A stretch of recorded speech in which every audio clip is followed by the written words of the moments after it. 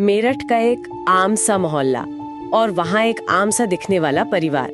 सौरभ राजपूत, उनकी पत्नी मुस्कान और उनकी छोटी सी बेटी।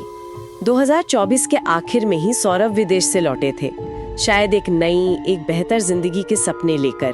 बाहर से देखने में सब कुछ एकदम परफेक्ट लगता था, लेकिन आज हमारे सामने जो दस्तावेज है, पुलिस की जो करीब 1000 पन्नों की चार्जशीट है, वो एक बिल्कुल अलग कहानी बताती है।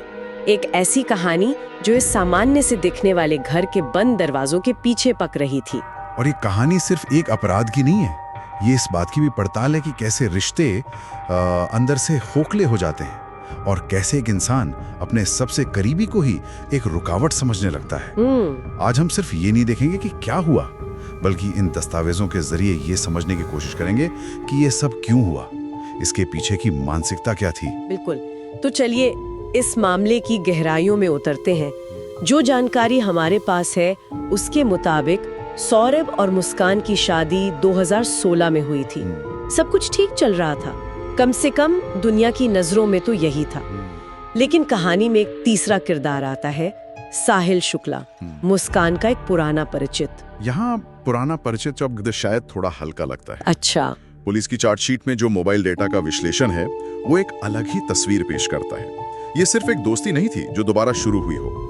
कुछ ही हफ्तों में हजारों टेक्स्ट मैसेज और घंटों की कॉल्स का रिकॉर्ड है। हजारों? हाँ, और उनकी बातचीत सिर्फ हालचाल तक सीमित नहीं थी, उसमें एक भविष्य की तस्वीर बनाई जा रही थी। एक ऐसा भविष्य जिसमें सौरभ के लिए कोई जगह नहीं थी। मतलब ये रिश्ता बहुत तेजी से आगे बढ़ा और शायद यहीं से उस साजिश की बुनियाद पड़नी शुरू हुई। दस्तावेजों में एक बहुत ही चौंकाने वाली बात सामने आती है। मुस्कान और साहिल की बातचीत में सौरभ का जिक्र द प्रॉब्लम या वो कहकर किया जाता था। हाँ, ये बहुत जरूरी पॉइंट है। जब आप किसी को नुकसान पहुंचाने की योजना बनाते हैं, तो सबसे पहले आप अपने मन में उसे एक इंसान के दर्जे से गिरा देते हैं, उसे एक वस्तु या एक समस्या बना देते हैं। बिल्कुल। चार्जशीट में दर्ज वो चैट लॉग्स इस बात का सीधा सबूत हैं। वो सौरभ की हत्या की नहीं, बल्कि इस समस्या को रास्ते से हटाने की बात कर रहे थे। और ये कोई अचानक गुस्से में लिया गया फैसला तो बिल्कुल नहीं था। नहीं, बिल्कुल नहीं। हमारे हाथ जो सूत्र लगे हैं उनके मुताबिक हत्या से करीब 2 महीने पहले के इंटरनेट सर्च रिकॉर्ड्स मिले हैं। हाँ, और वो रिकॉर्ड्स इस केस की रीढ़ हैं। उनमें ऐसी चीजें खोजी गई थी जैसे सबसे असरदार नींद की दवा कौन सी है, मानव शरीर को पूरी तरह से कैसे नष्ट करें और बिना गंध के शव को कैसे छिपाएं। ये किसी आवेश में किए गए अपराध की निशानियां नहीं है, ये एक कोल्ड कैलकुलेटेड प्रोजेक्ट की तैयारी है। सही कह रहे हैं। पुलिस ने अपनी रिपोर्ट में इसे मेथोडिकल एलिमिनेशन प्लॉट का नाम दिया है। यहाँ हर कदम, हर सर्च एक तय लक्ष्य की तरफ बढ़ रही थी। और जैसा कि दस्तावेज साफ करते हैं, इसका किसी तंत्र मंत्र या अंधविश्वास से कोई लेना देना नहीं था। नहीं, ये विशुद्ध रूप से 2 लोगों का एक सोचा समझा फैसला था, अपने रिश्ते के बीच आने वाली सबसे बड़ी रुकावट को हटाने का। और फिर वो दिन आया, 4 मार्च 2025। उस रात सौरभ को खाने में नशीली दवाइयां मिलाकर दी गई। उन्हें अंदाजा भी नहीं होगा। बिल्कुल नहीं। उन्हें क्या पता था कि जिस थाली से वो खाना खा रहे हैं वो उनकी जिंदगी की आखिरी थाली है। जब वो गहरी बेहोशी में चले गए, तब मुस्कान और साहिल ने चाकुओं से उनकी हत्या कर दी। यहाँ एक पल रुककर सोचने की जरूरत है। अपराध का ये पहला चरण पूरा हुआ, लेकिन इसके बाद जो हुआ वो इस केस को साधारण हत्या के मामलों से कहीं ज्यादा भयानक बना देता है। ये उनके ठंडे दिमाग और अपराध बोध की पूरी तरह से गैर मौजूदगी को दिखाता है। बिल्कुल।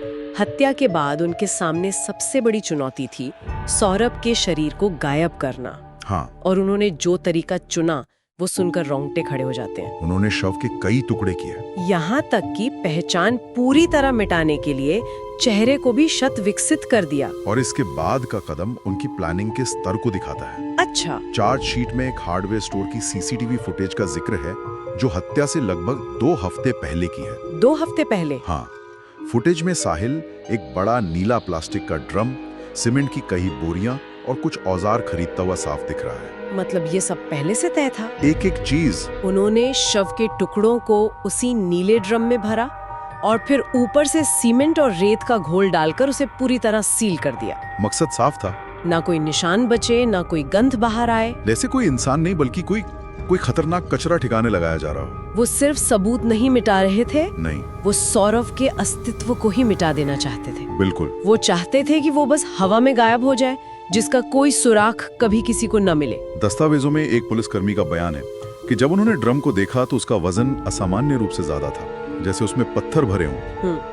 उन्हें तब तक अंदाजा नहीं था कि उसके अंदर एक इंसान की पूरी कहानी दफन है। तो शरीर को ठिकाने लगा दिया गया, लेकिन अब उन्हें दुनिया को ये यकीन दिलाना था कि सौरभ जिंदा है। हाँ। और यहाँ से इस साजिश का दूसरा चरण शुरू होता है, डिजिटल धोखे का जाल। और ये बहुत ही शातिर तरीके से किया गया। कैसे? उन्होंने सौरभ के फोन को अपने पास रखा और उससे लगातार उसके माता पिता और भाई बहनों को मैसेज भेजते रहे। अच्छा। मैसेज भी ऐसे लिखे जाते थे, मैं ठीक हूँ, एक जरूरी काम से बाहर आया हूँ, बात नहीं कर पाऊंगा, बस मैसेज कर सकता हूँ। ये एक तरह का मनोवैज्ञानिक खेल था।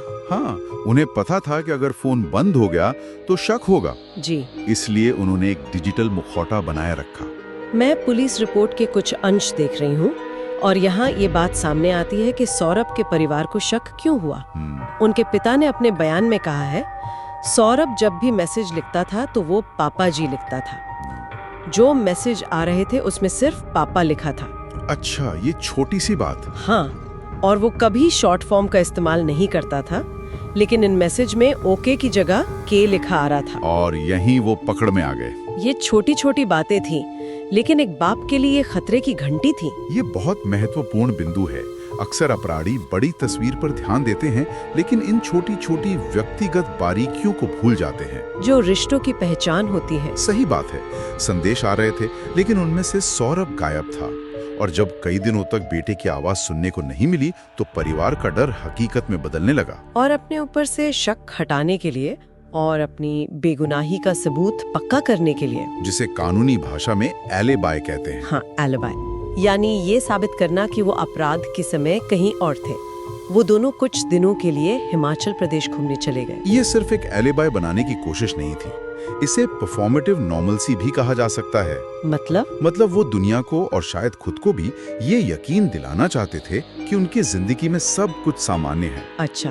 उन्होंने वहाँ से सोशल मीडिया पर हंसते मुस्कुराते हुए तस्वीरें डाली। जरा सोचिए, जिस घर के एक कमरे में एक ड्रम के अंदर सीमेंट में दफन एक लाश पड़ी है, उसी घर के मालिक बाहर छुट्टियों का आनंद ले रहे हैं। ये एक गंभीर मानसिक विकृति को दर्शाता है। जब परिवार का संपर्क सौरभ से पूरी तरह टूट गया तो उन्होंने 15 मार्च को गुमशुदगी की रिपोर्ट दर्ज कराई। पुलिस ने जांच शुरू की। सबसे पहला शक मुस्कान पर ही गया, क्योंकि वो घर में मौजूद थी और उसके बयान वो विरोधाभासी थे। हाँ, वो बार बार अपनी कहानी बदल रही थी। और फिर 18 मार्च 2025 को पुलिस तलाशी के लिए उनके घर पहुंची। तलाशी के दौरान उन्हें वो भारी नीला ड्रम मिला। और वो एक निर्णायक क्षण था। सारे डिजिटल संदेश, हिमाचल की यात्रा, मुस्कान के बहाने, सब कुछ उस एक ड्रम के सामने आकर ठहर गया। जब उसे तोड़ा गया तो अंदर सीमेंट और रेत की परतों के नीचे से जो निकला, उसने वहां मौजूद हर शख्स को दहला दिया। एक परिवार की पूरी दुनिया उसी ड्रम में बिखरी पड़ी थी। ड्रम मिलते ही मुस्कान और साहिल शुक्ला को गिरफ्तार कर लिया गया। अब पुलिस के पास कहानी की कड़ियां जोड़ने के लिए पर्याप्त सबूत थे। क्या सबूत थे? मोबाइल टावर की लोकेशन ने साबित कर दिया कि हत्या की रात साहिल घर पे ही मौजूद था। सीसीटीवी फुटेज ने ड्रम और सीमेंट की खरीद को साबित कर दिया। और चैट रिकॉर्ड्स ने साजिश के इरादे को साफ कर दिया। इन्हीं सबूतों के आधार पर पुलिस ने अपनी 1000 पन्नों की चार्जशीट दाखिल की। हाँ, और वो चार्जशीट सिर्फ एक रिपोर्ट नहीं है, वो पुलिस की पूरी जांच का निचोड़ है, जिसमें हर गवाह, हर सबूत को एक कहानी की तरह पिरोया जाता है, ताकि अदालत के सामने केस को साबित किया जा सके। सबूतों का जाल इतना मजबूत था कि उनके बचने की कोई गुंजाइश नहीं थी। बिल्कुल, हर डिजिटल फुटप्रिंट, हर कॉल रिकॉर्ड उनके खिलाफ गवाही दे रहा था। मामला सीधा और साफ लग रहा था, लेकिन तभी इस कहानी में एक और बहुत ही संवेदनशील और जटिल मोड़ आया। बिल्कुल। गिरफ्तारी के कुछ समय बाद पता चला कि मुस्कान गर्भवती थी। हाँ। और नवंबर 2025 में उसने जेल के अस्पताल में एक बच्ची को जन्म दिया। इस एक घटना ने पूरे मामले को एक हत्या के केस से कहीं ज्यादा बड़ा बना दिया। इसने मामले में कानूनी और नैतिक सवालों की एक नई परत जोड़ दी। सही है, एक नई जिंदगी जिसके जन्म पर ही एक हत्या की परछाई थी। उस बच्ची का भविष्य क्या होगा? वो किसकी अमानत है? ये सवाल अब अदालत और समाज दोनों के सामने थे। और इस मोड़ ने विश्वासघात की कहानी को और भी गहरा कर दिया। सौरभ के परिवार ने, जो पहले ही अपने बेटे को खोने के सदमे में थे, बच्ची के पितृत्व पर सवाल उठाया। उन्होंने डीएनए टेस्ट की मांग की ताकि सच सामने आ सके। ये मांग उनके दर्द और टूटे हुए भरोसे को दर्शाती है। सोचिए उनका विश्वास किस हद तक टूट चुका था कि उन्हें अपने ही परिवार में आई एक नई जान की सच्चाई पर भी शक था। ये मांग सिर्फ पितृत्व जानने के लिए नहीं थी। नहीं, ये धोखे की गहराई को नापने की एक कोशिश थी। बिल्कुल। अब ये मामला सिर्फ सौरभ की हत्या का नहीं रहा, बल्कि इसमें एक मासूम बच्ची का भविष्य भी उलझ गया है। तो ये कहानी है भरोसे के टूटने की, एक सोची समझी साजिश की और धोखे के एक ऐसे जाल की जहां रिश्ते खोखले हो गए और घर ही कब्रगाह बन गया। जिस घर में कभी एक परिवार की हंसी गूंजती थी, वहां अब सिर्फ एक खौफनाक राज दफन था। ये मामला आज भी अदालत में चल रहा है और पूरे देश की निगाहें इस पर टिकी हैं। ये हमें सोचने पर मजबूर करता है कि कैसे मानवीय भावनाएं जब विकृत हो जाती हैं तो वो किसी भी हद तक जा सकती हैं। सही बात है। ये दिखाता है कि जब इंसान अपनी इच्छाओं को पूरा करने के लिए नैतिकता की सारी सीमाएं लांघ जाता है तो उसका नतीजा कितना विनाशकारी हो सकता है। इन सारे दस्तावेजों को खंगालने के बाद एक सवाल मन में अटक जाता है। ये साजिश करने वाले शायद ये सोचते होंगे कि वो एक इंसान को मिटाकर अपनी जिंदगी आसान बना लेंगे, लेकिन उन्होंने सिर्फ एक इंसान को नहीं मारा, उन्होंने भरोसे को मारा, रिश्तों को मारा और आने वाली एक पूरी पीढ़ी के भविष्य पर एक ऐसा दाग लगा दिया जो शायद कभी नहीं मिटेगा।